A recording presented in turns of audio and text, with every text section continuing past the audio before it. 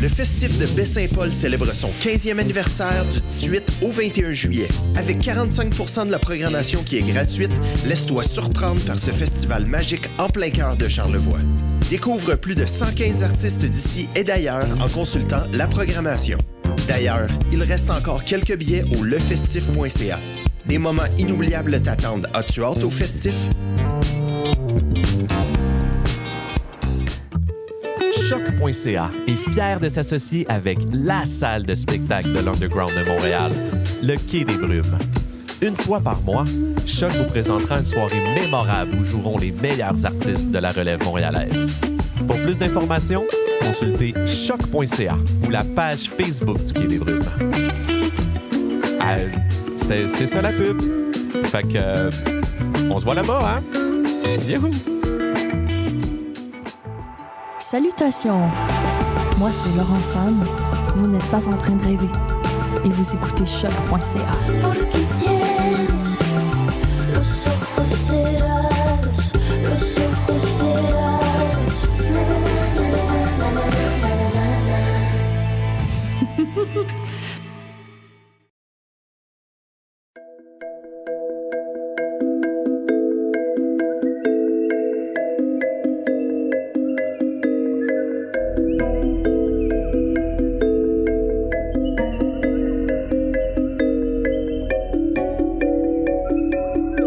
Comme du monde, le seul balado où deux charmants zinzins plongent dans l'art méconnu de la construction d'univers imaginaires.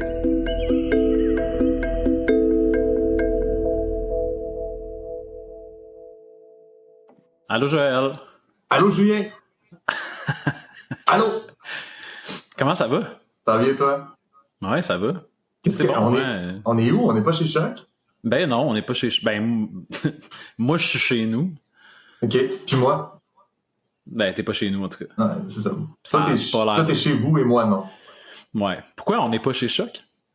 Je sais-tu, moi. J'ai de la misère à savoir je suis où à tous les moments de la journée. C'est bien mystérieux, je suis où. Souvent, je regarde Google Maps, je suis comme, je suis là. Fait qu'on on fait un épisode spécial à distance, épisode estival. Spécial vacances. Spécial vacances. D'abord, c'est ça. C'est tout à fait hors série aujourd'hui. C'est un épisode bonus, disons-le, où on va juste parler du fond de notre cœur, de notre expérience de faire combien de mois? Comme on a fait 10 mois de Comme du monde? Ouais, on a fait 44 épisodes. 44 épisodes. 45 celui d'aujourd'hui. 45e. OK. Fait qu'on en a fait 44. Ah non, 45 avec l'épisode 0. Vrai. Ouais, fait qu'on a fait 45 épisodes, un par semaine. 1h15. 1h15. Puis, fait qu'aujourd'hui, on fait juste parler de ça, de notre expérience de podcast, du fait qu'on part en vacances et de nos projets quand on revient de ces vacances. Parce que c'était pas prévu qu'on parte en vacances. On s'était dit au début qu'on allait faire quelques épisodes hors série qui parlaient de d'autres affaires. Du jeu de rôle que j'essaie de développer avec mon univers, puis on voulait faire de l'idéolangaison. Mm-hmm.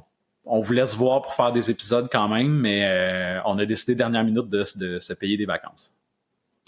Ouais, en fait, on peut peut-être raconter à nos auditeuristes la conversation qu'on a eue quand j'étais en train de travailler, et puis sur les messageries, toi et moi, il y a eu quelque chose du genre, ouais, fait qu'on se voit après-demain, puis on commence à recorder nos fameux hors-série. Puis là, tu m'as dit, what if on le fait pas? Puis on prend des vraies vacances. Ouais. Puis ma réponse à ça a été, j'aime ton style, Julien. Ouais. Moi, je suis enseignant, puis les vacances d'été ont commencé en même temps. Puis je me sentais pas en vacances, tu sais, j'étais comme, OK, là, il y a ça à préparer pour l'épisode, Puis à partir du moment où on a pris la décision de pas faire d'épisode d'été, on dirait que là, la pression, toute la tension a chuté d'un coup. Fait que non, moi, je suis satisfait de ce qu'on a décidé de faire. Ouais. Puis on peut prendre le temps, dans cet épisode-ci, pour toucher à toutes ces petites affaires-là qu'on voulait faire en vrai hors-série, avec des vrais... Tu sais, y aller à fond, puis aller poser toutes les questions, puis tout regarder le détail. Aujourd'hui, on peut quand même effleurer toutes ces choses-là, puis jeter un coup d'œil, par exemple, à ce que tu as préparé pour pour la game de Val-Terreur qu'on ferait dans les prochains jours. Fait quoi? Tout ça. Puis aussi jaser de qu'est-ce que ces vacances-là vont nous permettre de faire, où est-ce qu'on va rediriger ce temps-là.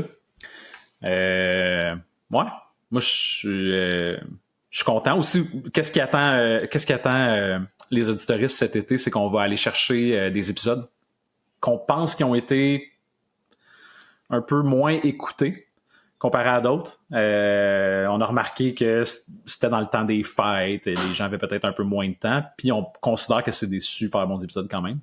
Fait qu'il faut avoir comme un genre de best-of d'été.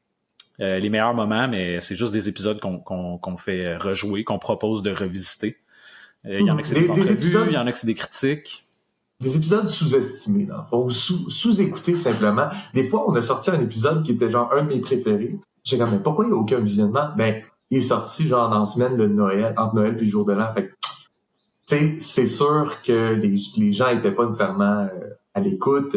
On est partis de famille, puis ils oublient comme du monde. Puis quand ils reviennent avec le nouvel épisode qui est à mi-janvier, mettons. Fait que je pense qu'il y a tout cet aspect-là qu'on fait, mais lui, on va le sortir de la voûte, puis on va le reproposer. Puis c'est ça qu'on va faire à chaque semaine pour les 8 prochaines semaines. Donc, aujourd'hui, ça joue, j'essaie de dire les bonnes dates. Je crois que pour nos éditoristes, on est aujourd'hui le 16 juillet, si vous nous écoutez sur Choc, et le 17 juillet, si vous nous écoutez sur n'importe quoi d'autre. Pour les 8 prochaines semaines, donc jusqu'à la mi-septembre, on va diffuser ces choses-là. Donc, 8 épisodes favoris de Julien et Joël qui vont jouer en rediffusion pendant les... Surtout que ça va nous donner du temps pour préparer notre grand retour, comme tu as dit, à la mi-septembre. Fait que saison 2 de Comme du Monde dans le bout du 17 septembre, j'ai le goût de dire. Oui. Julien, notre saison 2, qu'est-ce qu'elle a de différent de notre saison 1? Parce qu'on a pris des décisions un peu sur où est-ce qu'on veut s'en aller, des petits changements qu'on veut apporter. On a pris, la première grande décision qu'on a prise, c'est de réduire le rythme. On va sortir un épisode aux 2 semaines. Ouais. De 75 minutes. Donc, on garde notre même format d'épisode ou à peu près, mais on va ralentir la cadence. Pour le même genre de raison qu'en ce moment, on décide de prendre des vacances. C'est-à-dire, ça a été... peut-être qu'on peut faire ça aussi, là. Ouais. Ça a été comment, tu sais, de faire 45 épisodes en 45 semaines? C'est trippant, mais c'est drainant. C'est vraiment drainant. On s'en est mis beaucoup sur notre... Pour vrai, j'écoute d'autres balados, puis souvent, quand il y a beaucoup de production value, ils en sortent un par 2 mois, là. On a travaillé super fort, puis moi j'ai l'impression que de septembre à il y a quelques semaines, j'ai pas vu le temps passer, là, c'était comme la frénésie tout le temps. On a des jobs, là, on a une vie de famille, fait que genre de pomper 1h15 de matériel hebdomadaire sans jamais manquer un épisode, sans jamais manquer une création. Félicitations d'ailleurs, Julien. Ouais, bravo, c'est super.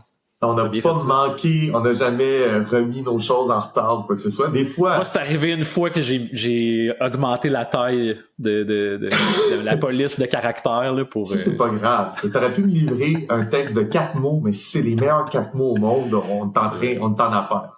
Mais tu sais, on livrait pas en retard, puis on faisait nos devoirs aussi d'écoute. Quand on avait des critiques à faire, on a lu un roman en dedans d'un mois. Mm-hmm. Fait que il y avait tout aussi ça qui nous prenait beaucoup de temps. Faut savoir aussi qu'on n'a pas d'équipe. Il y a pas des fois, tu sais, un balado bien construit avec du financement, etc. Il y a un studio, il y a un monteur, il y a un directeur technique, un producteur. On n'a rien de ça. On fait le montage nous-mêmes, on fait les uploads nous-mêmes, on garde les statistiques, puis on prend des décisions, puis après ça, on prépare tout notre matériel, puis on arrive au micro, puis on a fait notre propre recherche, on fait nos propres... Il y a Annie Bouffard qui nous a coupé un quart de notre préparation mensuelle. Ben oui, au printemps, on a commencé à être intelligent. On a dit, hey, Annie est très sympathique, elle l'aime comme du monde. Peut-être qu'elle peut prendre une partie de la charge de travail. Moi, je sais pas si ça te fait ça, mais moi, j'ai comme, on dirait je sais pas comment nommer ça, mais comme le cerveau trop agité. Puis on dirait que Valterreur a jamais laissé mon cerveau tranquille pendant 10 mois. C'est comme si je me couchais dans un moment de, tu sais, OK, il faut que je dorme, j'ai besoin de calmer mon cerveau, j'ai besoin de me reposer, j'ai besoin d'une nuit de 8 heures de sommeil. Mais ce monde-là vit dans ma tête non-stop, évolue dans ma tête non-stop, puis j'avais jamais comme un moment où je peux dire, hey, pour vrai, je prends un break de Valterreur, je veux plus inventer, je veux plus comme faire évoluer des personnages, je veux juste que mon cerveau arrête. Puis ça a jamais arrêté pendant 10 mois. Julien, j'aimerais ça te dire, wow, c'est spécial ce que tu vis. Mais la seule chose que j'ai besoin de te dire, c'est welcome to the fucking club. Parce que c'est le même que je me sens depuis 20 ans. Gadin est tout le temps dans ma tête, puis je suis pas capable de m'en débarrasser, puis il évolue, puis il change, puis il y a des choses que je refaçonne. Mais je suis pogné avec... À un moment donné, il y a très longtemps, j'avais écrit des comptines en Irial. des espèces de nursery rhymes, des trucs pour enfants. Puis des fois, je les ai dans la tête. Des fois, j'ai un verre d'oreille, puis c'est une tune qui existe pas, qui a jamais été enregistrée, jamais été chantée par personne d'autre que moi, qui lit un Microsoft Word. C'est complètement absurde. Fait quoi, c'est ça, on est pogné là-dedans, faut croire. Tu sais, dans Jumanji, quand ils se rendent compte que il y a un pion sur la planche de jeu qui est ni Alan Parrish ni les deux enfants, puis là ils doivent aller comme cogner chez Sarah Whittle pour lui dire hey, c'est ton tour de jouer. Ah mais son visage là. Ben elle perd connaissance là, carrément quand Alan se présente, mais tu sais, elle dit, j'ai passé toute ma vie à dire à mon thérapeute que tu sais, comme, on a passé toute ma vie à travailler sur le fait que t'existais pas puis que t'es pas supposé être là. J'ai l'impression que c'est ça qui attend nos cerveaux un jour, là. Mm-hmm. Genre, est-ce que dans le déclin de nos processus neurocognitifs, on fera plus la part des choses à un moment donné, puis ce qui s'est passé dans Valterreur puis dans Gadin, on sera pas capable de savoir si c'est vrai ou pas vrai, Très, très difficile de faire différencier la réalité de la fiction quand la fiction vit 24 sur 24, 7 sur 7, rent-free dans ta tête. Exact. Fait que moi déjà, je ressens les effets de la pause, tu sais, parce que là, je suis pas en train de penser à une production pour la semaine prochaine ou dans 2 semaines. Fait que ça fait qu'hier, j'ai vraiment super bien avancé sur mon idée de jeu de rôle, même si c'est Valterreur, mais c'est pas... je sais pas si tu vois la différence entre... Oh oui, absolument, c'est pas un devoir. Je fais juste des règles. Ah, puis c'est pas un devoir en plus, t'as raison. Fait que ça fait une grosse différence. Ben oui, moi, c'est ça, depuis un mois, je suis moins dans Gadin, mais je sais pas si ça te fait ça, mais je ressens une culpabilité. Oui. de pas... je fais comme, quand je vais revenir en septembre, je vais être complètement off, puis je vais pas être capable de livrer ce qu'il faut, tu sais. C'est comme, ça traîne tout le temps, parce que je sais que je suis pas en train de me plonger dans Gadin. Juste le fait que ces temps-ci, je travaillais, mettons, ma mapmonde, ma topographie, puis j'ai de la job à faire au niveau de la topographie parce que je veux vraiment bien faire une topographie globale et ça prend beaucoup de temps.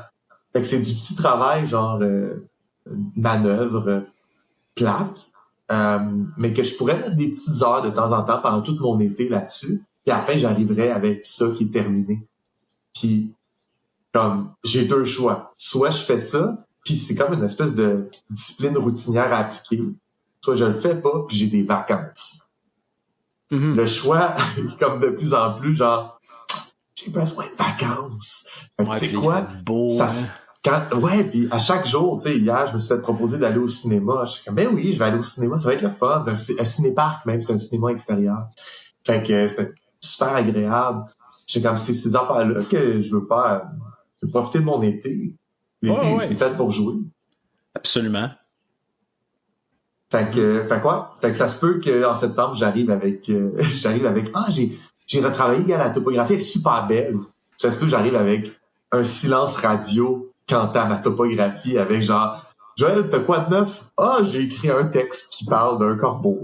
Tu vas savoir que je n'ai pas fait ma topographie. Mais je te le souhaite. Moi, je pense que faut mettre ça à pause des fois. Puis moi, je le vois aussi comme une opportunité de faire plein d'affaires que normalement, j'ai pas le temps de faire. Comme plonger avec notre nouvel œil, nos nouveaux yeux, nos nouvelles lunettes de démiurge dans des univers que je connaissais déjà, ou aller en visiter des nouvelles.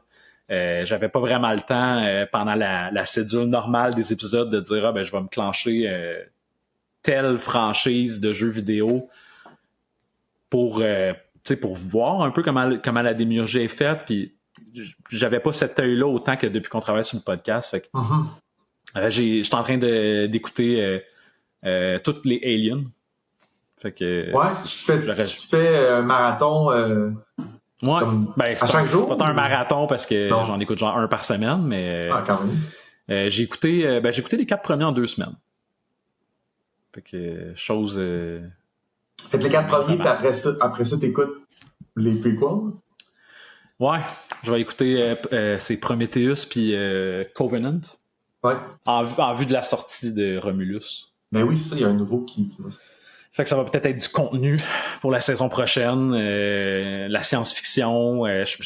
Puis il y a différents types là, de science-fiction. Puis je pense que Alien fait vraiment la corporation capitaliste sale vraiment bien. Là. Ouais. C'est un trope presque là, qui ont parti. Là. Le truc avec Alien que je trouve particulier, c'est que le style de la réalisation dans les 4 premiers change à chaque film.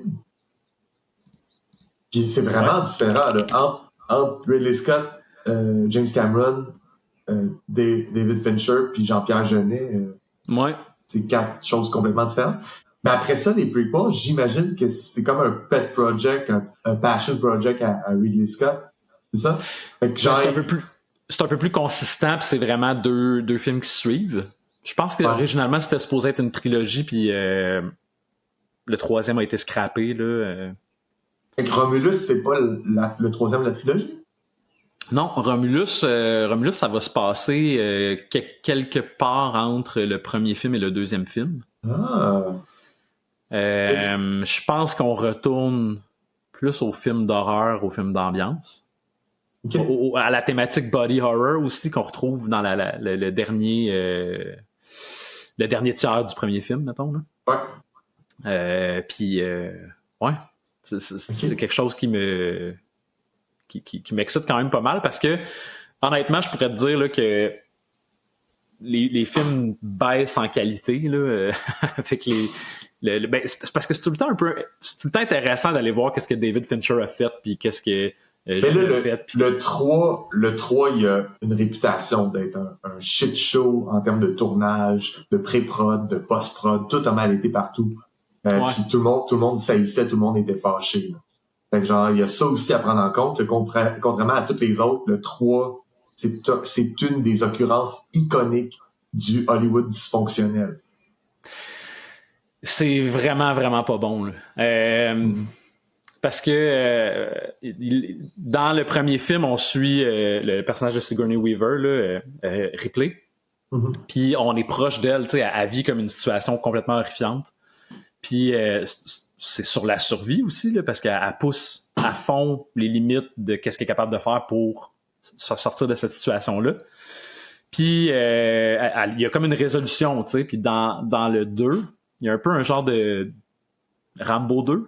De genre, je viens te chercher, tu sais, après ta résolution, je m'en viens te chercher parce que t'as de l'expertise, puis on a vraiment besoin de toi, faudrait que tu partes, puis ils réussissent à la reconvaincre d'être en contact avec des aliens. Je rachète par 2 aussi un peu, là. Ah ouais, ça va faire que Lost World, effectivement. Mais j'ai un souvenir que dans Aliens... Le 2? Dans le 2, il y a une scène... super crucial avec Sigourney Weaver puis son enfant, c'est comme la mère, puis il y a un dialogue, puis ça campe le film dans son rôle de mère. C'est super touchant. Deleted scene. Ouais, c'est ça que j'en allais dire. Ils l'ont enlevé. ils l'ont enlevé du film, puis ça fait que c'est un film purement d'action, pow, mais que je pense que dans un Director's Cut, quelque chose de même, elle est réhabilitée, cette scène-là, et que ça change complètement la perspective que tu as sur le film, parce que tu le vis de façon beaucoup plus émotive, parce que là, c'est Sigourney Weaver, c'est pas son nom, Ripley, ouais. C'est son rôle de mère, puis les sacrifices qu'elle fait comme une mère, qui est mis en opposition avec le xénomorphe, qui est aussi une mère. Puis t'as comme ça qui est mis en opposition, puis apparemment que ça rend la chose vraiment plus intéressante, mais que dans la version théâtrale et officielle, on n'a pas droit à ça. Il y a un manque de vision un peu dans la thématique, puis dans le... Mais je pense que c'est parce qu'il y en avait une thématique, puis ça a été stripped down. Ça a été enlevé par le studio qui a fait « Ah, on perd notre temps, là, à Pleurniche, là, il n'y a pas de pau-pau. » Mais elle rencontre une survivante, un enfant, une jeune fille, qui a survécu dans la colonie qui a été comme ravagée par les xénomorphes. Puis elle a une relation maternelle avec l'enfant. Fait que la thématique est quand même là, puis c'est sa récompense. Dans le fond, ouais. À l'issue du 2, ils réussissent à survivre puis à quitter la planète. Elle, l'enfant, puis un des soldats avec lequel elle entretient un peu une relation amoureuse. Là, il y a une tension entre les deux personnages. Et le film termine, puis ils vont en cryogénie pour le voyage spatial. Ils s'en vont, puis ils ont réussi à vaincre la reine. Tu sais, puis... Est-ce qu'on entend parler de sa vraie fille ou de son vrai enfant au début? Dans la franchise de jeux vidéo Alien Isolation, on joue la fille de Ripley qui essaie de trouver des réponses. Parce que ce que j'allais dire, c'est justement sûrement que dans le scénario original, cet enfant-là agit comme un surrogate, comme dans Last of Us, là, tu sais. Ouais. Tu sais, où ce que Ellie, c'est son nom? Non, elle remplace Sarah pour Joel.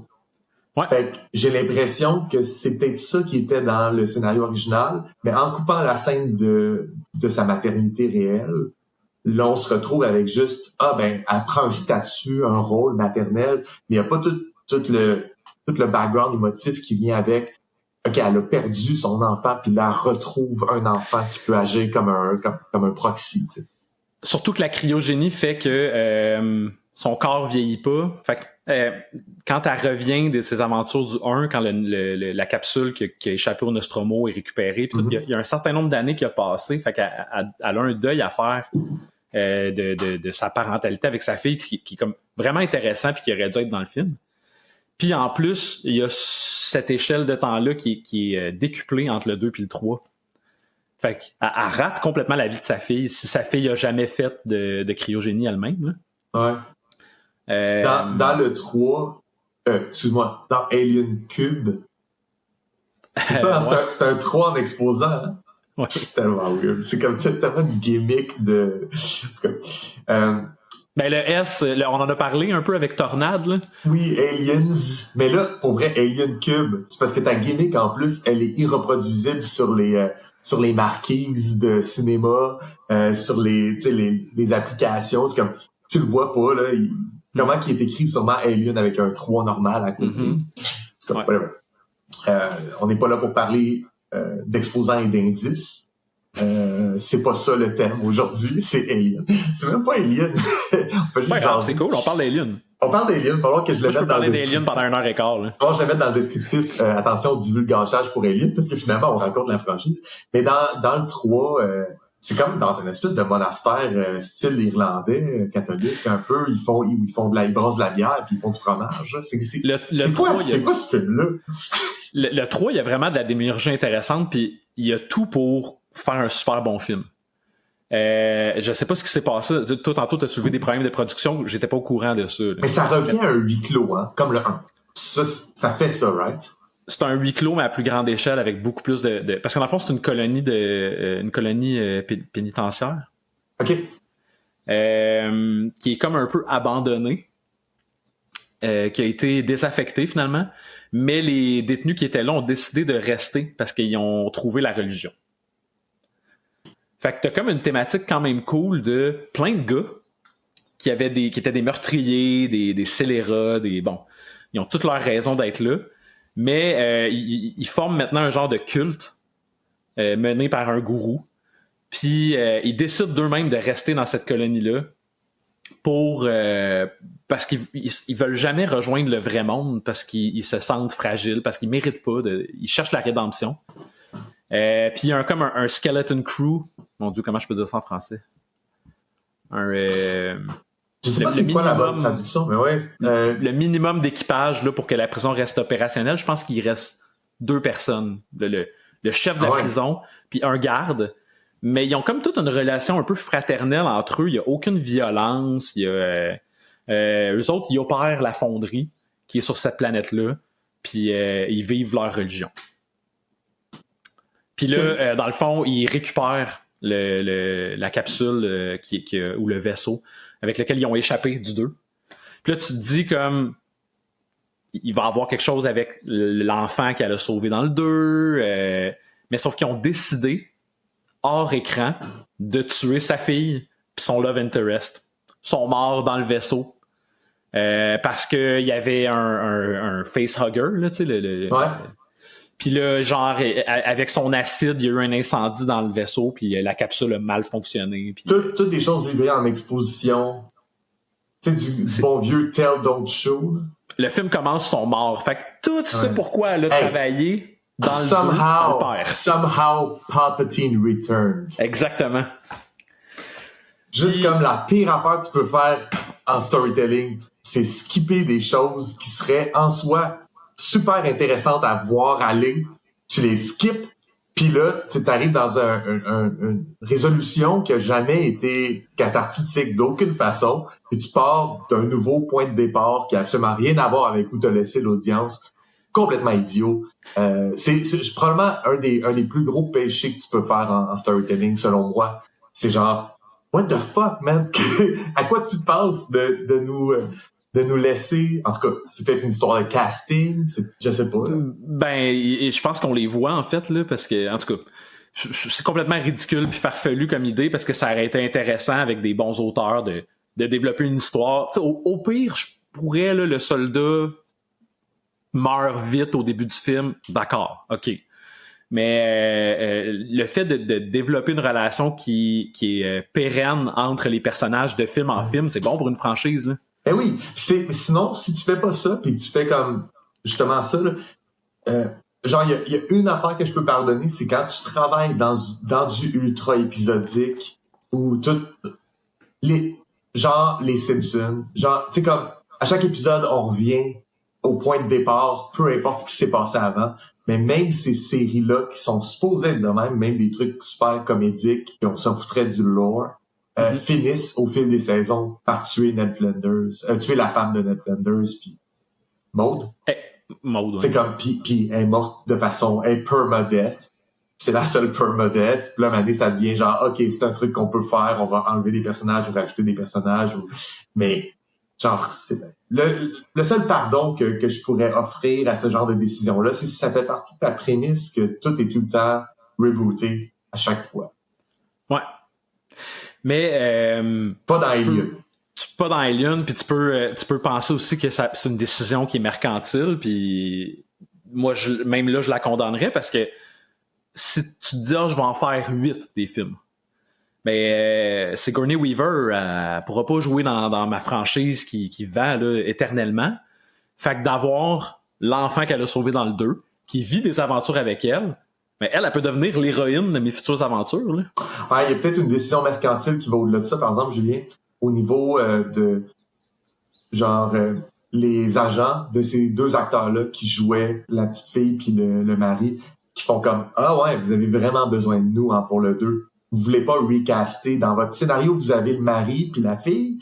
On va demander des gros bidous. » Puis au niveau studio, ils font comme « Tu sais quoi, on n'a pas besoin de vous. Tout ce dont on a besoin, c'est Sigourney. » Fait qu'on lui donne le bon cachet, puis on n'a pas besoin de payer qui que ce soit d'autre avec des gros cachets. On garde cet argent-là pour d'autres aspects de la fun. Mm-hmm. Des fois, c'est ce genre d'affaire-là qui peut se passer. Parce que l'autre option sur le même scénario, ce serait de recaster. Ça, c'est la hantise d'un studio. Ils veulent pas avoir... J'aurais tendance à être d'accord avec toi, mais regardons le casting de Alien 4. Alien 4, la résurrection? Ouais, Alien Resurrection, parce qu'on pouvait pas mettre un 4, on avait déjà mis un 3. Qui est le prequel d'Amélie Poulain, right? Ah, exactement. C'est l'origin story d'Amélie Poulain. Origin story d'Amélie Poulain. Fait que t'as Sigourney Weaver qui a son rôle. T'as Winona Ryder qui je sais jamais comment dire son nom à elle. C'est ça. OK. Ouais. T'as Ron Perlman. Ah ouais. Comme, clairement, ça a coûté une petite fortune. Puis t'as plein de. Attends, mais Ron Perlman, c'est Hellboy. C'est Hellboy. OK, ouais. T'as, je sais pas, je pense que tu le replacerais si tu voyais sa face de Brad Dourif. Ben oui. C'est le gars qui fait la voix de Chucky, là. Non, Brad Dourif, c'est Grima, langue de serpent dans Lord of the Rings. Ben, je peux pas ne pas connaître un acteur de Lord of the Rings. C'est Wormtongue. Malade. Puis t'as un gars qui joue dans Breaking Bad. Comment il s'appelle? Raymond Cruz. Il fait Tuco, je pense, dans Breaking Bad. Ouais, ok. Tuco, ouais. Tu sais, t'as comme... Je comprends là, qu'il coûtait pas cher, ce gars-là, à l'époque, mais tu sais, Ron Perlman, c'est quand même... Puis t'as un autre gars qui joue dans des films de Genet, là. Pour vrai, je pense que dans les années 90, les deux acteurs qui coûtent cher, c'est juste Winona Ryder puis Sigourney Weaver. Je pense que Ron Perlman coûte pas cher? Pas dans les années 90. Ben, ouais. C'est un B-lister. Tandis que Winona puis Sigourney, c'est des A-listers. À l'époque. Aujourd'hui, c'est un genre de Avengers, le 4, là. Il y a comme tout d'un coup, il y a une équipe de monde vraiment badass, là. Genre Ron Perlman, c'est le tough avec les gros guns. Ouais. T'as un gars en chaise roulante qui est ultra tech-savvy, puis genre sa chaise roulante fait plein de gadgets. Il est capable de hacker n'importe quoi. T'as un gars il y a des fusils attachés à ses bras qui sortent quand il en a besoin, puis il est capable de faire rebondir ses balles. Ouais. Il fait des trick shots. T'as une droïde qui est capable de se patcher dans l'intelligence artificielle du vaisseau, puis de faire. Puis Ripley, c'est plus Ripley, c'est genre un clone de Ripley que son ADN est modifié avec de l'ADN d'Alien, fait qu'elle casse des gueules, tu sais. Qu'est-ce qu'on pense de ça en termes d'outils narratifs? Le party de Donjon Dragon. Parce que dans une game de Donjon, c'est normal ce que tu viens de décrire là. Les Avengers, The A-Team, là, le vieux show télé. Ça, mais quand je vois ça dans un film, on dirait qu'il faut qu'il me le vendent. Genre, j'ai de la misère à embarquer que c'est logique ou le Suicide Squad puis le... Exact. En fait, c'est que je pense que ça change beaucoup le genre du film ou comment je dirais ça, ça change l'atmosphère, l'ambiance du film. Quand t'as affaire à une équipe qui a pas peur d'un alien, qui est pas vulnérable à un alien, qui est capable de se défendre. Une équipe qui vont, tu sais, tous ces personnages-là, là, c'est l'archétype de genre, laissez-moi ici, je vais me faire exploser avec une grenade, puis tous les aliens vont mourir avec moi, puis ils s'ostinent pour savoir c'est qui va faire exploser la grenade, parce qu'ils sont tous capables de faire ça, tu sais. Ouais. Wow. Il y a jamais un moment de pure terreur, tu sais. Et puis il est victime de l'époque aussi dans sa production. Là, il y a le moment où Ripley rencontre l'équipe, on veut montrer que Ripley est badass. Ils ont comme un genre de duel de basketball, puis il y a de la musique un peu house qui joue. Là, ça peut pas être plus loin que le 8e passager. Là. Ouais, c'est ça. On est pas en tout là-dedans. Là. Tu vois, je pense que cette idée-là d'avoir une équipe qui est tellement well-rounded, là, ils ont tellement genre toutes les forces possibles quelque part dans l'équipe, nécessairement ça pose un problème il y a aucune adversité possible, tu sais. Mm-hmm. Fait que, je pense qu'une franchise qui a su bien gérer ça dès le départ, tu vas peut-être pas vouloir comparer avec moi parce qu'on pense au plus récent, là, mais Mission Impossible. Okay. C'était une série télé avec un A-Team comme ça, là, avec une équipe qui a tout, il y a l'expert du déguisement, l'expert des fusils, l'expert de... C'était exactement ça. Puis quand David Koepp, je pense, le scénariste de Mission Impossible, parce que quand il s'est fait donner la mission de réécrire un scénario pour le film de Palma, puis là on dit on va faire un film, la décision que De Palma puis Koepp ont prise dès le départ, c'est genre fuck ça, on veut pas d'équipe. On va transformer le truc, on va prendre un des membres de l'équipe, et on va dire que tous les autres meurent ou se retournent contre lui. Et là, on peut avoir une espèce de film d'action, en même temps thriller psychologique, c'est qui le traître. Puis le premier Mission Impossible est donc pas du tout un film d'action. C'est un film qui est un film noir. Dans le fond, ça a tous les aspects d'un film noir. C'est parce que ils ont pris cette décision-là de changer de genre, changer de style, qui pourrait être critiqué. Là. Tu peux te dire, genre, c'est complètement n'importe quoi. Là. T'avais un Avengers dans les mains, puis t'as décidé de faire genre un film noir, là, un classique hard-boiled detective, tout seul contre même le fugitif un peu. Là. C'est comme tout seul contre le gouvernement. Puis, mais tu sais, un thriller politique un peu. Mais je pense qu'en bout de ligne, c'est une très bonne décision. Pour Mission Impossible, mettons. Moi, je trouve que c'est un meilleur film que bien d'autres Missions Impossibles. Mais puis moi, je la justifierais par le fait que la série Mission Impossible, c'est d'une autre époque. Là. C'est vieilli. C'est un peu quétaine. Ouais. Fait que la décision a été pour rendre ça un petit peu plus sombre, un peu plus moderne, un peu plus... fait que moi, je pense que ça fonctionne. La raison numéro 2, c'est que c'est un reboot. T'sais, oui, tu peux le voir comme une suite, mais je veux dire, c'est plusieurs années plus tard qu'ils ont décidé de faire un film. Puis le film, c'est comme, tu sais, la télésérie Mission Impossible, on va faire un film avec ça. C'est comme, moi, la télésérie, je veux dire, c'est pas de mon époque. C'est pas de la tienne. Puis là, quand le film est sorti, tu sais, mon père, il me disait, ouais, c'était une série quand c'est comme s'il faisait un live action des Sentinelles de l'air, là. Je veux dire, mais c'est ça, mais les Sentinelles de l'air, c'est pas nous, là. Premièrement, les années 50, il y en avait plein des affaires de même. Justement, The A-Team, mais aussi, Charlie's Angels. Les champions. C'était une série télé. Les champions. Il y avait Chapeau melon et bottes de cuir, là, The Avengers original, pas The Avengers en comics. Mais ce genre d'affaires-là, à chaque fois qu'ils ont essayé de faire un film, ça a pas... Ils ont respecté ça. Mettons le film Charlie's Angels. Il y a eu un 2. Il y a même eu un reboot, mais ça, c'est du nostalgia reboot récemment. Mais ça n'a pas mené à une hyper franchise comme Mission Impossible l'a fait. Mission Impossible me fait beaucoup penser à Alien. Parce que les 4 premiers films, ça a été réalisé par des réalisateurs avec des styles complètement différents. Qui ont, tu sais, c'est quoi? C'est John Woo sur le 2. Le 3, c'est J.J. Abrams, je pense. C'est comme t'as complètement des styles différents de scénarios puis des styles différents de films. Ça a fait que ça a comme construit. 3, ouais. Ça a construit des choses complètement différentes, puis avec des bons coups puis des moins bons coups. Mais ça a été cherché comme des publics différents à chaque fois. Je pense que c'est supérieur de faire des sacrifices puis de kill your darlings. Tu fais comme le concept de Mission Impossible, c'est que c'est une équipe top. C'est comme et si c'était pas ça pantoute, on garde le titre, on prend les personnages, on les rebrasse dans la machine, puis on sort quelque chose qui est du neuf. Puis peut-être finalement, il se refait une équipe, finalement. Puis ouais, tout à fait, avec Luther, avec Benjamin, si je me rappelle bien, il y a comme des nouveaux joueurs qui apparaissent puis qui disparaissent puis qui deviennent comme ses best buds.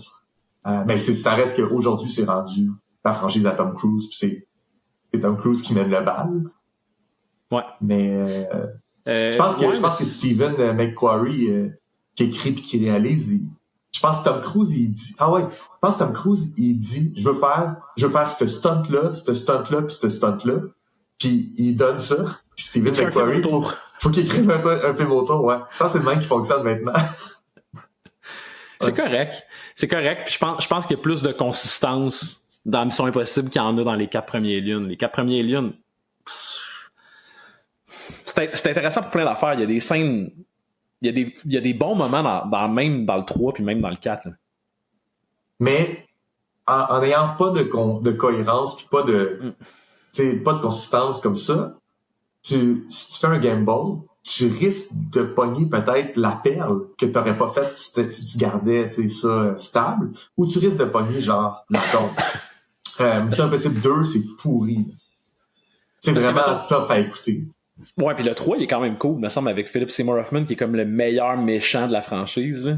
Et il est écœurant comme méchant. Puis dans le 3 aussi, c'est comme il place Tom Cruise avec une famille, puis une femme, puis il s'est comme casé. Puis là, il vient se faire comme arracher à de ça. Là, il met en danger toute sa famille. Puis mais parce qu'il rebrasse la salade à chaque fois. Dans le 4, je pense que c'est comme ignoré. Ça fait un peu c'est quoi George Lazenby là, dans James Bond. Ouais. Il est marié, puis la première affaire qui se passe dans l'autre James Bond après, c'est sa femme est tuée genre dans la scène d'introduction. Puis on revient à James Bond célibataire player. Mais moi j'ai un fixe pour Alien, tu sais, puis je comprends pas que personne. C'est sûr qu'il y a quelqu'un qui l'a dit là. Quand il faisait des writers' room ou. Non, toi t'as ta solution. Ben, c'est parce que mettons qu'on garde l'enfant en vie, là, l'enfant qu'elle sauve, la jeune fille qu'elle sauve dans le 2, puis qu'on la fait participer aux événements du 3. Là il va y avoir ultra de divulgateurs, là, fait qu'on le mettra dans le tag de l'épisode. Là, si vous avez jamais écouté les 4 premiers Aliens, puis vous êtes comme... Moi, je pense que ça vaut la peine de les écouter. Il y a vraiment du bon. Il y a du culte, il y a des affaires ne serait-ce que pour les créations esthétiques, les innovations technologiques pour ces films-là, le writing aussi est malade. Même si tu te fais divulgacher un twist, tu perds pas au change beaucoup, je trouve. Puis même, genre, le 4, Alien Resurrection, c'est Joss Whedon qui a écrit. Ah ouais? Puis c'est en 97, là.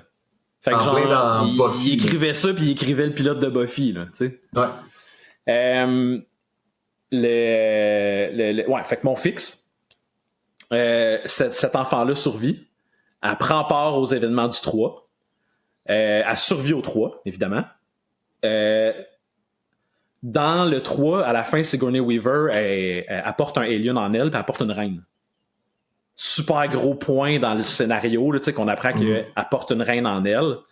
Fait qu'elle se sacrifie à la fin du film parce que les gens de la compagnie veulent absolument la ramener. Parce qu'ils veulent avoir un xénomorphe depuis le début de la franchise.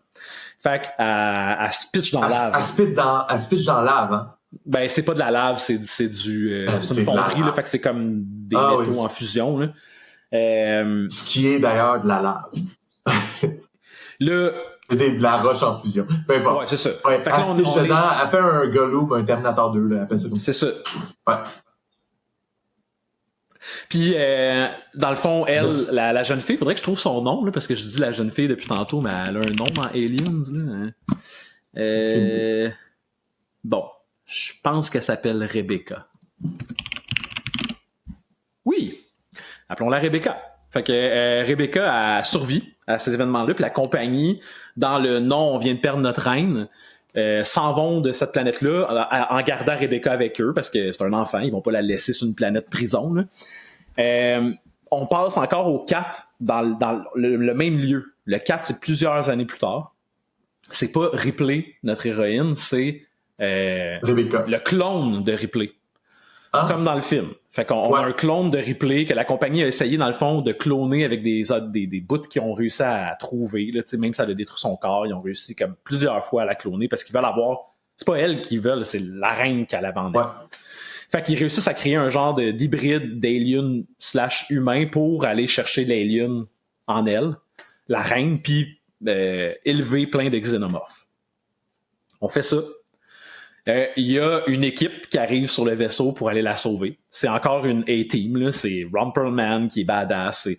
Mais à la place que Winona Ryder joue un droïde qui cherche Ripley parce qu'elle a entendu parler d'elle puis c'est important pour elle, c'est Rebecca, devenue adulte, qui a assemblé ces gens-là puis qui poursuit le travail de sa mère adoptive. Qui est comme, non, on peut pas laisser la compagnie comme élever une reine. Fait qu'elle est comme un peu éco-terroriste, là, tu sais, avec son équipe. Puis là, tu viens comme de développer, tu viens de suivre un fil conducteur du 1 au 4. Puis à la fin du 4, ben, tu peux comme partir avec Rebecca comme personnage principal. C'est ça qui manque souvent à des vieilles franchises qui ont beaucoup de, tu sais, des sequels pis tout. Ça manque de fil conducteur. Souvent, t'as l'impression qu'une affaire se tient par elle-même, puis l'autre affaire se tient par elle-même, mais t'as pas l'impression qu'ils fit bien ensemble, genre. Ça arrive quand même souvent. Moi, je peux pas croire qu'il y a pas quelqu'un qui a levé la main et qui a fait comme, hey, on pourrait faire ça, mais tu sais. En même temps, en hindsight 2020, là, c'est facile de dire un coup que le 4 est sorti, j'aurais pas fait ça, mais je pense qu'il devait vivre avec le fait qu'il y a du monde qui l'ont tué entre le 2 et le 3, puis il était comme, man. Fait que parce que c'est le rôle qu'elle joue, Winona Ryder, là, elle est un peu plus jeune que Ripley, mais il manque l'attachement entre les deux, puis en tout cas. Fait que, Rebecca, c'est Newt, son nom, là. Elle veut pas se faire appeler Rebecca, elle demande à Ripley de l'appeler Newt. OK. Fait qu'elle arrive, elle est badass comme Ripley, tu sais, puis elle vient comme remplacer un peu, c'est notre proxy. Elle est vulnérable, puis Est-ce que tu veux peut-être les appeler puis leur proposer, ou il est trop tard? Il est trop tard. Il est trop tard. Il est trop tard, puis la série de jeux vidéo qui est excellente. C'est pas une série, c'est un jeu, je pense. Okay. Isolation, que tu joues la fille de Ripley qui cherche des réponses, puis c'est extrêmement bien fait, puis l'histoire est bonne. Puis là, on va voir avec Romulus, il va avoir comme un clin d'œil à quelque chose. Puis le lien entre Alien Résurrection puis le fabuleux destin d'Amélie Poulain, lui, c'est comme, pendant ce temps, à Montmartre, il y a comme quelqu'un qui tombe en amour. C'est un peu l'affaire, c'est que la compagnie a réussi à implanter une reine dans Amélie Poulain. Fait qu'on le sait pas, mais Amélie Poulain, tout le long, elle transporte une reine. Wow. Puis là, le but, c'est qu'elle finisse avec le charmant gentleman du photobooth pour que la reine xénomorphe ait une figure paternelle. Exactement. Bon. OK. Maintenant, je comprends un peu plus la franchise. Merci, Julien, de nous avoir fait cet exposé. Puis je pense que Jamel Debbouze, il joue un facehugger ou quelque chose de même. Ouais, facehugger. Check ça. Grosse parenthèse Alien. Mais là, tu vas regarder les autres aussi. Prometheus, je vais taper Prometheus et Covenant. Ouais. OK, ben tu nous en parleras à l'automne. Qu'est-ce que tu as pensé? Moi, récemment... Romulus, il sort quand? Je vais-tu pouvoir en parler aussi? Je sais pas. Moi, récemment, j'ai regardé quand même... 16 août. Fait que oui. Oh, ça fit. J'ai regardé une couple d'affaires, mais vraiment pas des trucs qui sont d'actualité. Okay. Hier, je suis allé derrière le livreur à chaque mercredi soir. Tu sais quoi, le livreur? C'est le livreur? Non, ça c'est une profession. Okay. Non, moi je parle de le livreur ART, qui est une place. Mais c'est une place de type endroit, là, où peut-être toi tu le verrais plus comme un lieu. Mm-hmm. Ouais, c'est ça. Mais c'est une bâtisse où ce qu'ils font, c'est une galerie d'art, puis souvent des livres. De 5 à 7 aussi, puis des choses de même. Et derrière ça, il y a un espace extérieur avec un écran géant qui font une espèce de ciné-parc une fois par semaine, le mercredi soir. Donc hier, je suis allé voir un vieux film qui jouait là. Vieux film de science-fiction. J'aime ça que tu sois trop cool pour dire hier, j'étais allé au ciné-parc. Ben, je voulais expliquer pour si les gens veulent pendant l'été aller à cette place-là, c'est quand même intéressant. Et c'est pas des films d'actualité. Okay. Et aussi. T'es assis dans ton char? Non, c'est ça. Ah, okay. Les chars rentrent pas là, c'est pour les piétons. Et puis c'est à l'air libre et t'es pas dans un char, ce qui fait que s'il pleut, tant pis pour toi. Ce qui est arrivé hier. Ah. Fait que, à un moment donné, on écoutait. Il continue le film quand même? Il continue le film. À un moment donné, on est assis dans des chaises un peu Adirondack, genre, puis tu regardes le film, puis à un moment donné, il y a une petite bruine, un petit ploup, ploup, ploup, c'était bien cool. Ça me dérange vraiment pas. Mais à un moment donné, c'est devenu comme torrentiel. Puis il y a un espace avec un toit où on peut aller se placer en dessous de ça. Il y a des tables à pique-nique, mais tu vois mal l'écran. Fait que tout le monde s'est tiré le coup pour les dernières 20 minutes. C'était moyen. Mais j'imagine que ça fait partie du game boss si tu décides que tu y vas un soir où il annonce de la pluie. Ce qui était le cas hier. Fait que j'étais là avec des amis, avec ma tendre moitié, puis on est comme, ouais, ben peut-être qu'il va nous pleuvoir dessus, mais regarde, on y va quand même. Fait que ouais, on est allé voir Repo Man. Connais-tu Repo Man? Et pas le film avec Jude là de 2010 là. OK. Puis un film de 1986. Pas le musical rock Repo de Genetic Opera. Non, pas ça non plus. Okay. Fait que c'est l'original qui s'appelle Repo Man, M-A-N. Je pense qu'il n'y a pas de lien en fait entre les deux. J'en ai aucune idée s'il y a des liens ou s'il n'y a pas de lien, mais s'il y a des liens, je pense que c'est ténu. Je pense que c'est comme un petit genre un spin-off vraiment lointain, mais je pense pas que c'est des suites. Parle-nous de Repo Man, M-A-N, là, puis je vais regarder s'il y a un lien. Parce que moi, j'ai aucune idée c'est quoi. C'est... OK, premièrement, je vais être candide. C'est pourri. Ah, OK. C'est super bon à regarder si t'as pas l'intention de regarder un bon film. OK. Mais il y a plein d'éléments super intéressants par le fait à quel point c'est B, à quel point c'est quétaine. Fait que c'est un bon hate watch, pour vrai, là. Ou un bon stoner watch. Je pense que ça serait vraiment agréable à regarder battre. Fait que si c'est votre jive, je pense que Repo Man a quelque chose à offrir. Fait que c'est un film écoute, c'est quel genre de cinéma? Difficile à dire. Je dirais que c'est comme un drame de jeune adulte qui découvre la vie, mais tellement mal, comme ça représente très très mal la vie. Tout est super caricatural. Fait que c'est l'histoire d'Emilio Estevez. Fait qu'au moins il y a ça. On a droit à Emilio. Emilio! Ouais, Emilio. Bon, puis c'est un jeune délinquant des années 80 à L.A. fait partie de la scène punk, puis là on nous dépeint un peu les punks d'L.A. avec c'est hot parce que tu vois genre des tags d'Iggy Pop, de Circle Jerks, c'est une tune de Black Flag qui joue, fait que t'as vraiment du vieux hardcore des années 80 de la scène punk de L.A. C'est intéressant. Puis à un moment donné, tu vois des punks, puis même c'est tellement insultant pour la culture punk. C'est 3 personnages de Tweedledee, Tweedledum, là. C'est un trio de niaiseux qui s'enfargent dans leurs propres pieds puis qui font les Three Stooges. C'est les deux bullies dans Power Rangers, genre.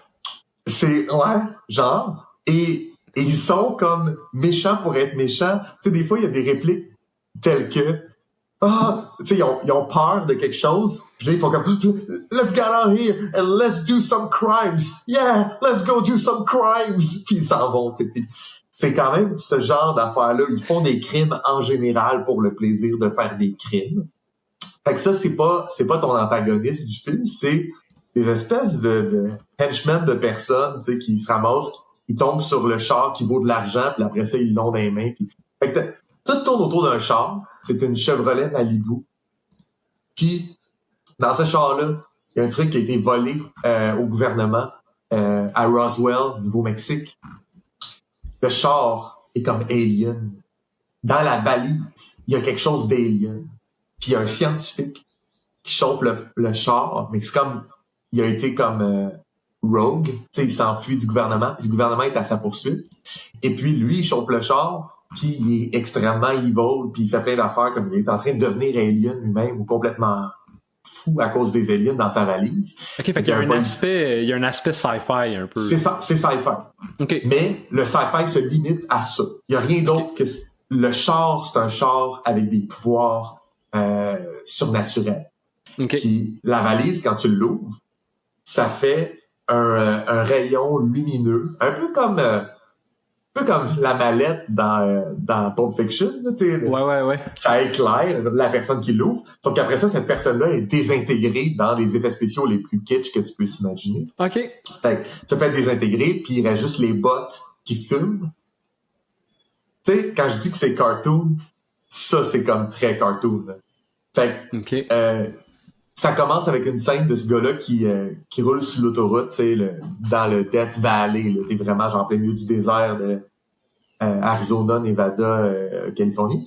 Puis il se fait arrêter par un policier. Il dit au policier genre qu'est-ce qu'il y a? Puis le policier il dit ouais, il dit qu'est-ce que t'as dans ta valise, tu sais? Puis il dit check par toi-même, puis il ouvre la valise, puis le policier est désintégré. Là tu comprends genre wow. La musique te le dit aussi. Oh. Fait que ça fait peur, mais il y a absolument rien qui fait peur. C'est comme pour enfants, on dirait. Après ça, quand t'arrives dans le film, il y a rien qui est pour enfants. C'est genre de la criminalité, de la pauvreté, de la ghettoisation de LA, les punks, c'est tout crasseux. Et Emilio Estevez joue un de ces punks-là qui sort de prison. On n'a pas de même. Non, il travaille à une job, son ami sort de prison, mais lui, il travaille à une job de commis d'épicerie, puis il se fait coller dehors, puis après ça, il se ramasse dans un truc où il y a un auto volé, il se fait donner les clés, il sait pas que c'est un auto volé, il se fait donner les clés par un dude Puis clairement, il est en train de voler un char. Non, mais lui, il se fait dire genre, ah non, tu fais juste amener le char. Puis là, ça tombe, c'est un film de char, finalement. Non, mais moi, ce Oui. que je comprends, c'est que Repo Man, c'est parce que c'est comme si sa job devient de récupérer des voitures qui ont pas été payées, mettons, ou Exactement. Fait qu'à il partir de ce vole des moment-là, voitures, mais légalement, mettons. exactement. À partir de ce moment-là, tu comprends que, parce qu'au début, tu sais pas si c'est un vol de voiture. Mais tu sais qu'il est enfiroppé là-dedans, puis lui, il prend un malin plaisir parce que, puis ça, c'est l'aspect le plus chiant du film, c'est que ton personnage principal, c'est un trou de cul de première. Il y a aucun aspect rédemptif. C'est juste une mauvaise personne. Comme dans Furet Masala. Comme dans Furet Masala. Emilio Estevez, son personnage Otto, agresse des femmes, il tue du monde pour le plaisir, il vole des chars pis il trouve ça le fun. Pourrais-tu être un méchant dans Robocop? Il pourrait être un méchant dans Robocop facilement. Tu sais, il pourrait pas faire partie du Foot Clan des Ninja Turtles parce que ces gens-là font pitié un peu. Ils ont été endoctrinés. Non, lui, il est complètement conscient de ses choix. Puis lui, comme, il est Shredder. Tu sais quoi? Ouais, tu sais quoi? Je vais être un méchant, moi. Moi, je vais être un méchant. Puis il fait des choix comme ça. Fait qu'il devient Repo Man, un repossession man, un gars qui reprend des véhicules de gens. C'est comme un huissier de force, là. Ouais. Puis on voit un peu sa vie où ce qu'il fait ça. Puis là, il crouse des filles. Les filles disent non, il dit oui. Fait que là, il s'impose. Puis t'es supposé comme dire, ah, ce film-là fait ça, puis c'est correct. C'est comme, ça vieillit vraiment, vraiment mal. Puis là, une année, l'histoire devient comme, se touche quand, bien sûr, le char, qu'il y a une grosse commission qui apparaît, c'est une Chevy Malibu, que le gouvernement a mis une commission de 20 000 $.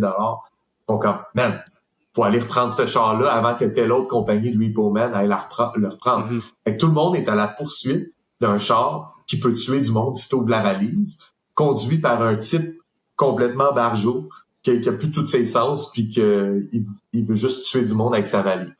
Fait que t'es comme à moitié dans un horror flick, road movie, à moitié dans un drame de coming of age mal chié avec un personnage absolument pas attachant. Puis si je veux rajouter une troisième moitié, ben t'es aussi à moitié dans un film de gang de rue, parce que t'as des gangs de Repo Man, des factions qui sont l'une contre l'autre. Ça devient un film complètement baroque avec absolument sans queue ni tête. Le scénario fait plus de sens. Ça fait genre 1 heure que tu regardes puis t'as l'impression que tu as regardé 6 saisons d'un show TV parce qu'à chaque scène, il se passe quelque chose de complètement nouveau qui était imprévisible puis tu fais comme pourquoi j'ai ça maintenant? Fait que c'est ça. Mais moi, ça me donne Le gouvernement est à leur poursuite aussi. Ça me donne un feel un peu trauma entertainment, là. Tu sais, genre Toxic The Avenger, puis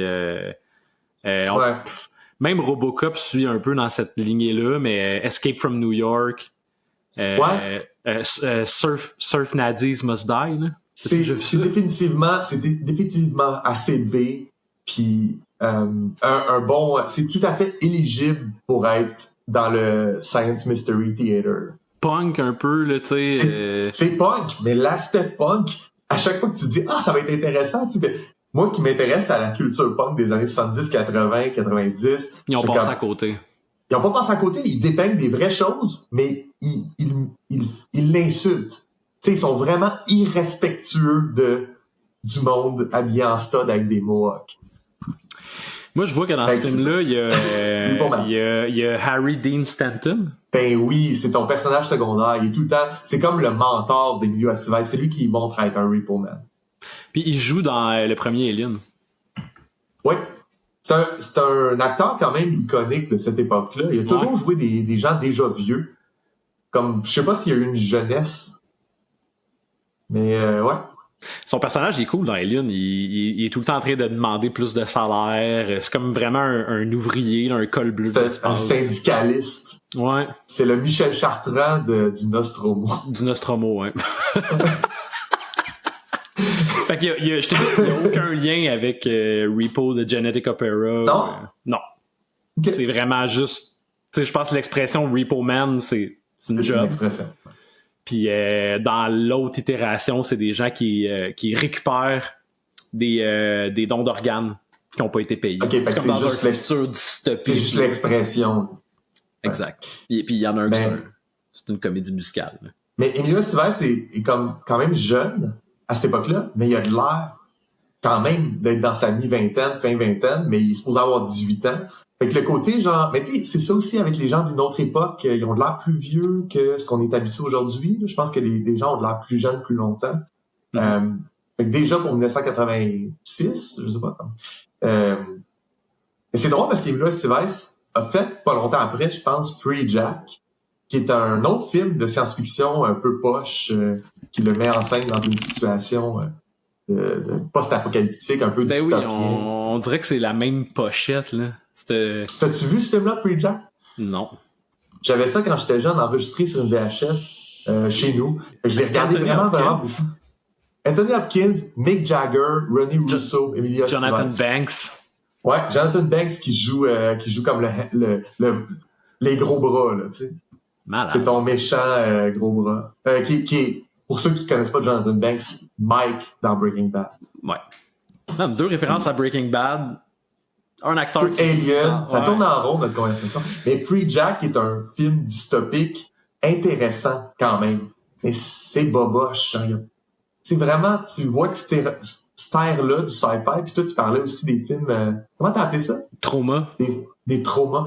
Mais il y a comme quelque chose qui est comme cheap, puis tu dirais, c'est juste des effets spéciaux que c'est cheap. Non, c'est tout. Tu sais, l'acting est cheap, le scénario il est cheap. Fait que, il faut que tu le regardes en connaissance de cause, mais ça peut être super intéressant parce que je trouve que c'est un bon fodder pour des nouvelles idées qui n'ont pas été utilisées 1000 fois parce que ça a été utilisé une fois dans un film que personne aime. Et là, c'est comme, je peux aller rechercher ça puis peut-être le rendre bon pour en faire quelque chose. T'sais. En tant que démiurge, tu peux travailler dans ces eaux-là aussi à la place de prendre le truc que tout le monde fait. Tu fais l'affaire que tout le monde a peur de faire parce que ça a été fait, ça a été bâclé. T'sais. Ouais, parce que même dans la facture du film, c'est poche, puis même dans les dialogues. Moi, je pense, mettons, à Street Trash. C'est quoi Street Trash? Je connais pas ça. De toute façon, tu sais, quand tu allais au club vidéo plus jeune, là, c'est sûr que t'as déjà vu cette pochette-là dans la section horreur. C'est genre... je pense que c'est des bottes là, à côté d'un sac à vidange. Là, c'est un film de 1987. C'est juste comme des pieds coupés, là. J'ai déjà vu cette pochette, oui. Bon, c'est vraiment, je sais pas si c'est Trauma qui a fait ça, mais c'est ce style-là, là, tu sais, années 80, gore, mais mal faite, puis l'histoire a aucun sens. Puis tu sais, comme à un moment donné, puis tu suis comme des genres c'est ça, des genres de punk de rue qui ont une bande ensemble, puis qui sont cruels pour rien, puis... à un moment donné, il y a un... C'est un trope qui était tout le temps utilisé. T'sais, si tu mets des punks, des street punks dans ton film, c'est les méchants ou c'est des méchants. Mais tu vas jamais travailler avec eux comme étant tes protagonistes. C'est juste genre des péripéties, puis ils vont être dans le chemin. Exact. Ouais. Ils vont être cruels pour rien. Dans Street Trash, là, il y a, je pense que tu les vois, ils habitent comme dans un dépotoir, là. Puis là, il y en a un qui il est comme faut que j'aille aux toilettes. Puis là, il y a un trou dans une clôture en bois et il insère son pénis dans le trou.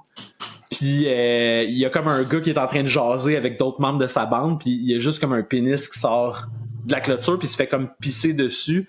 Fait c'est quoi qui se passe? Puis il sort son couteau, il coupe le pénis. Puis là, tu pourrais dire comme ça va être la fin de cette scène-là. Mais non, le gars sort de l'autre côté de la clôture. Il veut récupérer son pénis, puis le punk prend le pénis, puis il joue au football. Il fait comme un lancer de ballon de football. Puis là, genre, le gars court après son pénis. Je sais pas combien de fois, mais... Il y a quand même un bon membre si tu peux jouer au ballon de football avec. Mais tu sais, comme ça ajoute rien à l'histoire, mais ces genres de scènes secondaires-là sont tout le temps dans ce type de film-là. Là. Tu sais, il y a comme un revival de ces vieilles esthétiques-là en ce moment. Tu sais, mettons Toxic, le Ravageur, il y a un nouveau film, right? Qui est sorti ou qui sort. Je sais pas si ça pogne, je sais pas si c'est populaire. Turbo Kid, mettons, là. Turbo Kid, c'est au moins c'est sa propre affaire. Tu sais, c'est un revival de l'esthétique. Ou, genre, récemment, j'ai vu un film qui s'appelle I Saw the TV Glow. Est-ce que t'as vu ça? Ah, j'ai hâte de le voir. Non, mais je sais c'est quoi, mais... Je suis extrêmement déçu. Ah, pour vrai? C'est un film avec beaucoup de défauts. Beaucoup de défauts. Moi, je suis pas un fan, mais j'étais avec d'autres mondes qui, quand le film a fini, ont vraiment commencé à chialer il était comme genre je me suis fait voler 2 heures de ma vie. Puis là, moi c'est pas à ce point-là. Je trouve qu'il y a des choses qui ont été bien réussies. Mais là je veux pas divulgacher parce que c'est quand même hyper récent. Okay. Mais ben, je vais l'écouter, on en reparlera. L'esthétique qu'ils veulent travailler, c'est une esthétique Are You Afraid of the Dark? Tu sais, c'est Fais-moi peur. Mm-hmm. Puis ils prennent l'esthétique puis tout ce qui vient avec, la mauvaise qualité des effets spéciaux, puis tout. Je trouve que ça, comme un exercice de style, c'est cool, tu peux faire ça, tu sais. Fait que je pense que ça l'a attiré du monde, mais je pense aussi que ça rebute du monde parce qu'ils commettent vraiment, tu sais. Fait que il y a tout l'aspect, genre, mal filmé, mal, tu sais, comme la qualité vidéo, des fois, s'en ressent. Mm-hmm. Mais il y a d'autres choix qui marchent pas pour moi, tous les revirements dans le film, les espèces de twists que t'apprends sont faits genre par exposition. Un personnage en dialogue qui explique pourquoi t'es supposé être impressionné par ce qui se passe. Genre, non merci. Puis, fait une couple d'affaires de même. Les choix de casting aussi, je suis pas tout à fait d'accord. Mais la prémisse, l'univers qu'ils ont construit, puis l'esthétique qu'ils choisissent pour cet univers-là, je trouve que ça fonctionne bien ensemble. Fait que, ouais, c'est ça. Mais tu sais, c'est un film de même qui reprend une esthétique de YTV, une esthétique de vieille émission télé jeunesse des années 90 que je suis all-in. Let's go. Tu veux faire ça? Tu le fais bien. Fais-moi peur, frisson, Goosebumps. Ouais. Tout ça, tu sais, puis on est dans l'horreur, mais c'est à moitié drôle, à moitié horrifiant, mais t'es pas dans la comédie d'horreur non plus. Le film se prend au sérieux. Puis les personnages principaux, c'est des ados, genre? Ouais. Le film se prend au sérieux, mais il te livre ça dans une enveloppe qui est un peu comique en soi parce que c'est tough à prendre au sérieux, cette esthétique-là. T'sais. Fait que, je sais pas, j'ai l'impression qu'il est assis entre deux chaises pis le choix du ton du film peut-être est pas bon par rapport au choix de la facture. I don't know. Même ça fait 1h06 qu'on se parle, on a tellement pas fait qu'est-ce qu'on était supposé faire. C'est quoi aujourd'hui? On a parlé de cinéma. C'est correct, ça va nous faire... On a comme des trucs pour l'automne qui s'en viennent. Dans le fond, moi, j'aimerais ça... Je vais avoir vu Alien Romulus rendu là, fait que je vais vous parler de ça. Je vais essayer de zioter I Saw the TV Glow pour voir si j'ai haï ça autant que toi. Puis... Tu m'avais des mots dans la bouche. J'ai pas dit que j'ai haï ça. J'ai vraiment pas aimé. Puis je pense qu'on devrait faire un épisode sur l'équipe, le Assemble, tu sais. Je pense qu'il y a des trucs à faire. On pourrait vraiment aller loin dans ce sujet-là, puis qu'est-ce qu'on peut faire avec cet outil narratif-là, puis clairement, les failles, les problèmes qui viennent naturellement avec ça, parce que c'est sûr qu'il y en a. Ouais. Fait que, ben écoute, il nous reste quelques minutes. Est-ce qu'on annonce qu'on présente un peu notre saison 2? On peut? Ouais.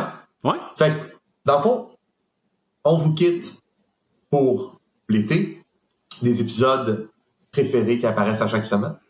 Puis après ça, on revient en force à la mi-septembre avec je l'ai dit tout à l'heure, avec un horaire un peu différent où on fait un nouvel épisode par 2 semaines seulement. Et aussi un autre changement majeur. On va être 3. Julien? Ouais. Dans le fond, on fera, à place d'inclure Annie seulement pour prise chaude, on va avoir des discussions à 3 quand on va critiquer l'œuvre de l'autre ou quand on va brainstormer sur la création, on va toujours être 3. Il y aura pas de séparation des épisodes. On va essayer de suivre une formule qui est plus comme tout le temps la même, puis de faire plus de place aux idées des 3 personnes qui vont participer. Ouais, fait qu'en gros, Comme du Monde devient un trio officiellement à partir de septembre prochain, saison 2. Puis on va donc on va avoir une formule un peu différente sur certains aspects. L'affaire qu'on garde, on va parler d'aspects différents une fois par mois, donc un épisode sur 2. Puis on va faire une prise chaude d'année une fois par mois, un épisode sur 2.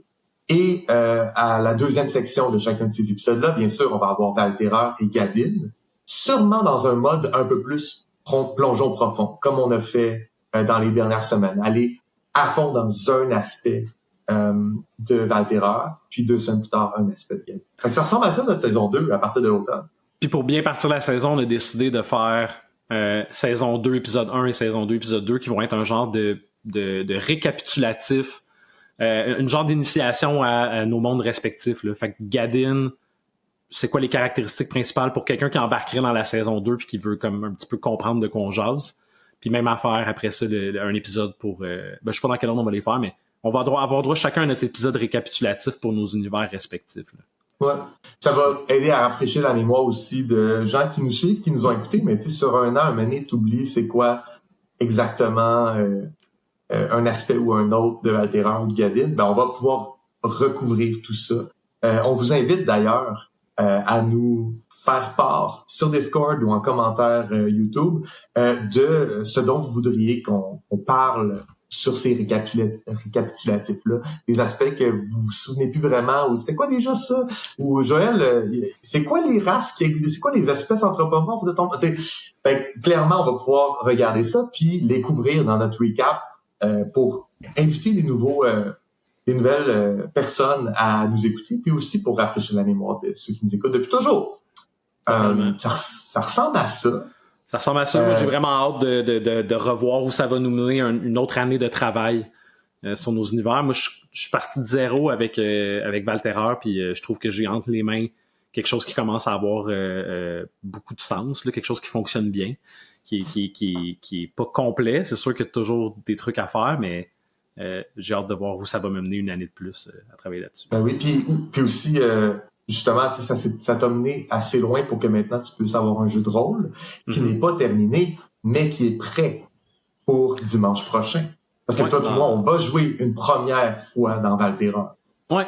Puis on va peut-être en reparler. Ben, on va assurément en reparler, là, mais ouais, j'ai des petites règles à tester. Puis comment la dynamique de parce que le village de Valterra est presque un personnage en soi dans ma vision, là, tu sais, j'ai le goût que ce soit un hub, puis que les joueurs prennent ça à cœur, puis développent le village autant qu'ils développent leur personnage, puis autant qu'ils développent les aventures qu'ils vont vivre. Fait que, y a-tu d'autres choses qui se passent avec Valterra pendant l'été?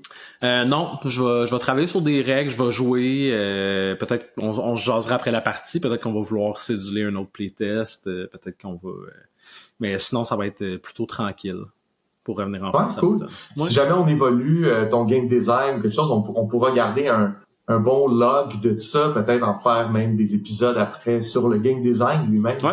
Parce que c'est un aspect qui touche à la démiurgie, mais qui est pas de la démiurgie. Fait que, on hésite un peu à l'intégrer dans le podcast, mais moi, je pense qu'on pourrait facilement au moins en parler pendant 1h15 une fois, là, d'aller dans le game design de Valterra. Totalement.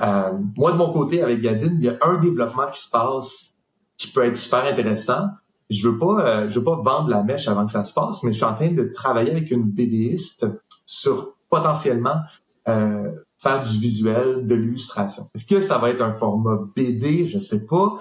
Peut-être que c'est juste un format concept art visuel. Mais clairement, dans la dernière année, avec Gadin, à force de développer avec toi, je me suis heurté à une chose c'est tellement quelque chose qui est imagé. Pourquoi j'ai pas d'image, tu sais? Totalement. Mes images, c'est des tableaux conceptuels, des plaques tectoniques puis des maps mondes. C'est pas bon, là. C'est pas ça que je veux. Je veux voir mes animaux anthropomorphes. Je veux voir ces espèces-là qui interagissent. Fait que là, je commence à être en pourparlers avec quelqu'un qui est professionnel avec le médium des arts. Et puis peut-être qu'il y aurait éventuellement du bon visuel qui s'en vient pour Gadin. Ouais. Je sais pas ça va être quoi. Peut-être que j'écris une BD avec cette personne-là. Je sais pas. Ça va être fou. C'est une excellente idée d'ajouter ça. Là. Je pense que ça manque aussi à Valterra. Va falloir qu'on ait une conversation sur l'identité visuelle des franchises, puis qu'est-ce que ça a comme impact sur la démiurgie, tu sais, d'avoir quelque chose qui look. Ouais. Puis qui peut avoir une identité propre aussi. Là. Ouais, peut-être avec Annie aussi, elle pourrait t'aider dans ton game design parce que elle est productrice de jeux vidéo. Faut pas l'oublier, là. Elle a cette expertise-là du jeu, mais aussi des deadlines, de comment établir les étapes pour arriver à quelque chose à la fin qui est un jeu jouable. Mm-hmm. Fait que, ouais, on mettra ça à profit. Cool. On a 30 secondes pour remercier les gens qui écoutent. C'est merveilleux. Merci à nos membres Patreon. Ouais. Merci à nos membres Patreon aussi qui sont restés avec nous tout le long.